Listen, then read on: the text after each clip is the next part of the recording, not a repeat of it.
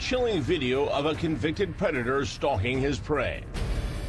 A sweet, unsuspecting 14-year-old girl smiling on a bus with no idea of the monster who's laying in wait for her.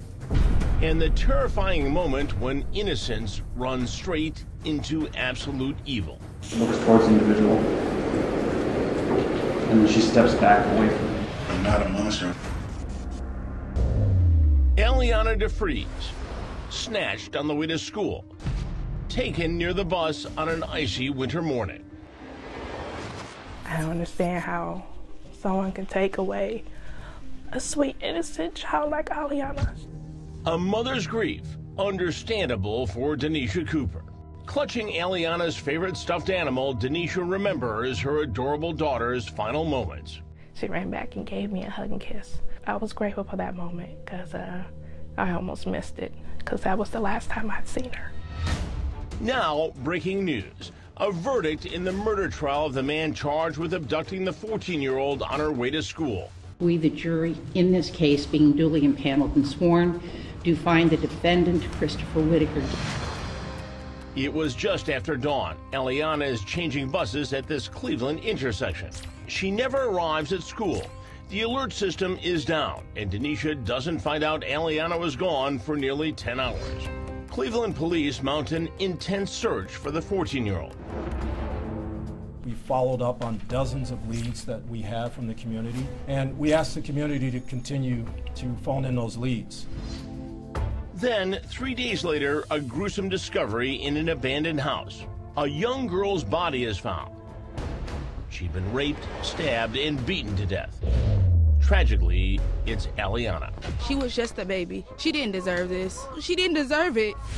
And with several unsolved murders in the neighborhood, terrified residents are wondering, is there a serial killer lurking among them? So what kind of madman would do this to Alianna? He's an animal. He's a demon animal. And I'm frustrated. I'm mad. Reportedly, more than 100 registered sex offenders live within a mile of the crime scene. So could the killer be one of them? We want to wrap our arms around this family. The manhunt for this monster is on. We're working with the FBI and detectives from downtown, from homicide, and detectives from the 4th District, nonstop around the clock, trying to bring resolution to this, bring closure to this, find out who did it, and bring them to justice. Justice which has recently eluded this neighborhood. Shockingly, 5 other women in the last 2 years have been murdered, and those have all gone unsolved. We've had too many deaths in the area. There's too many women coming up missing or unsolved murders, and we're concerned. We don't feel safe. Women don't feel safe, and we need to bring this to the attention of the media, attention to the community, and bring it to the police, and we want answers. The public's concerned. So a reporter with our affiliate WJW at the end of the news conference asks the crucial question. Do we have a serial killer? I'm not going to definitively say yes or no. Cops seem tight-lipped, but they do point out the unsolved cases aren't all the same. The victims' ages and killers' MO are different. We look at that, and there are commonalities between crimes, then we immediately start to investigate those commonalities. Then, less than a week after Alianna's body was found, an arrest.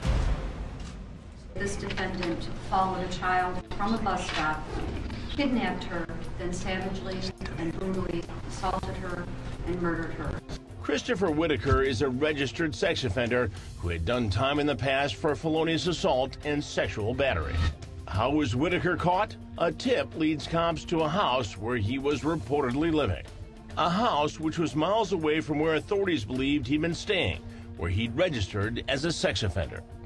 We spoke to them every day. They was our neighbors. I never even knew till I seen it on my Facebook that was Chris. I'm like, oh my God. Whitaker is now being held without bond, charged with aggravated murder, rape, kidnapping, aggravated burglary, and abusing a corpse. He pleaded not guilty. I'm going to go to every pre-trial, every trial, everything, so he sees my face. The prosecutor says he'll seek the death penalty. If it's proven that Whitaker did it, Denisha says death is what he deserves. I hate to say this, but I want him to suffer. Like, you know, he made my daughter suffer, but I also don't feel like he deserves to live for taking my daughter away from me. During the 6-day trial, prosecutors connect Whitaker to the murder through DNA evidence in a footprint found at the crime scene. Then the jury is shown Whitaker's kill kit, a drill, screwdriver, and other tools found near the teen's body that he used to torture and murder Alianna. That driver, it looks larger and wider than the drill. Prosecutors also introduce a never-before-seen videotape of Alianna's final moments on board the bus to school that tragic day. She's seen laughing and smiling. Little does she know that when she steps off the bus minutes later, she'll run into the man who will kill her. This is Alianna crossing the street, looks towards the individual, and then she steps back away from him. One eyewitness, Kenneth Chambers, who had never come forward before, claims he saw Whitaker grab Alianna. He grabbed her, and my first thought was to call the police. Chambers, now haunted by that decision, was a high school student at the time. He testifies he didn't call cops because he thought Whitaker might have known Alianna. He grabs her, and he was like this, but I seen him when he did it, but I didn't know who he was. Then the most dramatic moment in the trial. Prosecutors show the jury Whitaker's police interrogation, where he admits killing Alianna, telling them he was in a crack cocaine-induced rage at the time. People will look at me like a monster. I'm not a monster. I'm just an addict that made a mistake. What shouldn't have happened. Now it's decision time for Cuyahoga County jurors. It has definitely not been easy, and I just trying to take it one day at a time. And after nearly a week of testimony, they announced their verdict in the murder trial of 45-year-old Christopher Whitaker, charged with killing 14-year-old Alianna DeFreeze. We, the jury, in this case, being duly impaneled and sworn, do find the defendant, Christopher Whitaker, guilty of aggravated murder. Whitaker is found guilty on all 10 counts, including aggravated murder, kidnapping, rape, burglary, and abuse of a corpse. I just trying to take it one day at a time and trying to be strong for my family. The sentencing phase will begin next Wednesday. Prosecutors are seeking the death penalty, and Alianna's mother is one step closer to peace. The Lord was on our side, and I'm just anxious to move on to the next phase. Whatever the jury and the judge see fit, I am okay with that. An Ohio state senator is pushing for a new law she calls the Alianna Alert. It would require schools to notify parents within a half hour if their child is absent from class. It was almost 10 hours before Alianna's mother found out she never made it to school. I'm Chris Hansen. If you like this story, make sure you tune in every day to Crime Watch Daily. You can find where the show airs in your city at crimewatchdaily.com.